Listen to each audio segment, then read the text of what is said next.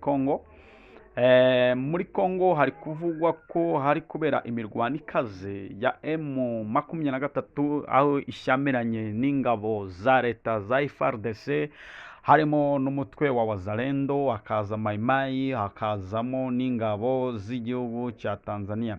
Amakuru tugezwaho n'ibitangazamakuru bitandukanye ndetse n'abari kuri tele batubwiye ko guhera ku munsi w'ejo ingabo za M23 zinjiye mu mujyi wa Goma ku rufaya rw'amasasu akomeye cyane. Abaturage bagomeje guhabwa ituze babwirwa na M23, bababwira ko batuze, bagomba gutuza kandi bagomba rwose gushyira umutima mu nda ko M23 yazaniye amahoro agahenge.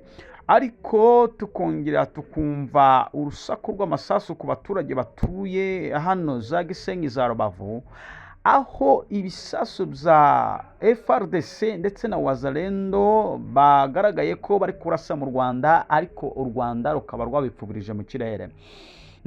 Asante papa wacu muzehe His Excellence Kagame kutuzanira uburinzi bukomeye cyane, kutuzanira uburinzi bukomeye, aho ibisasu bya FARDC byaraswaga mu Rwanda ariko bikazimirizwa mu kirere. Nk'uko rero mubizi, u Rwanda twababwiye ko u Rwanda rutera ntago ruterwa, ruratera ntiruterwa rwose. Mwagomeje kubyibonera mu kirere cy'u Rwanda, aho bimwe mu bisasu byapfubwaga, hakaba n'ibindi bitoya bike bike byagiye bigwa ku butaka bw'u Rwanda, aho amashuri amwe yagiye afungwa. Kubashimira kubwo kudukurikirana no kubwo gukurikirana ibiganiro byacu. Amakuru atugezeho none ahangaha aravuga yuko mu gutsindwa kw'ingabo za Congo za DRC, FARDC batsinzwe nabi cyane, bikaba bitugeza hanyuma ku Gisenyi naho abatsinzwe bakaba bahungiye mu Rwanda.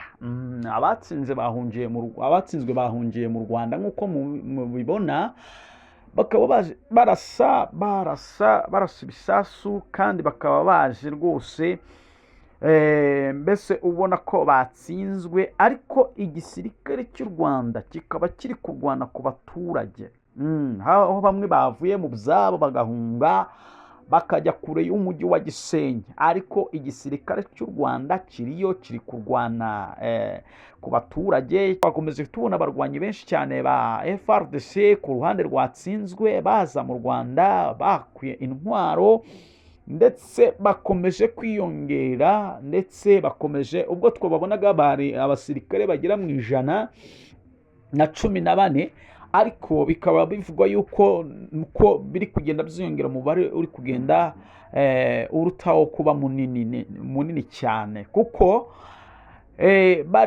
bari kurwana n'imbaraga za M23, ikaba igomeje kubatsinda, ikaba igomeje kubakuraho bari rwose. N'abaturage rwose ba Rubavu, ba Gisenyi nabo bakaba bakomeje kuva mu byabo kubw'ibisasu byanazwe. Ibigo by'amashuri bimwe byafunzwe, hakaba ari n'abaturage babikomerekeyemo, ariko uko bigenda birushaho, ingabo z'u Rwanda ziri kurwana ku baturage b'u Rwanda, kandi rwose turagenda tubakomeza kubaha amakuru ndetse no kubaha update news y'ibiri kugerwaho.